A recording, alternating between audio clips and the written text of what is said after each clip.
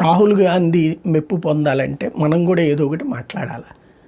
మహేష్ కుమార్ గౌడ్ గారు ఒక స్టేట్మెంట్, తెలంగాణలో బీజేపీ వాళ్ళు 8 ఎంపీ సీట్లు గెలిచారంటే ఎలక్షన్ గోల్మాల్ వల్లనే. ఎలాగా? కాంగ్రెస్ పార్టీ వచ్చాక ఆ గోల్మాల్లో సహకరించింది వాళ్ళకి. ఎందుకంటే 2018లో ఎలక్షన్ జరిగినాయి తెలంగాణకి అసెంబ్లీకి విడిగా. 2023లో అసెంబ్లీ ఎలక్షన్స్ ముందుగానే జరిగినాయి, పార్లమెంట్ ఎలక్షన్స్ కంటే ముందు 6 నెలల ముందు. అంతకుముందు బీఆర్ఎస్ నుంచి కాంగ్రెస్ పార్టీ గెలిచింది. కాంగ్రెస్ పార్టీ గెలిచాకే కదా పార్లమెంట్ ఎన్నికలు జరిగినాయి. అంటే కాంగ్రెస్ పార్టీ బీజేపీకి సహకరించి మీరు 8 మేము 8 పంచుకుందామని చెప్పి ముందుకు తెచ్చిందా?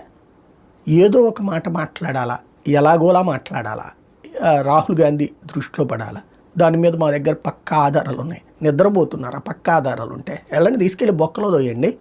ఎవడొద్దు అన్నాడు? ముందు మీ ఆఫీసర్లనే బొక్కలో దోయాలి. ఎందుకు? తెలంగాణలో ఉండేటటువంటి అధికారులే కదా చేయాల్సింది. ఒకవేళ అదే నిజమైతే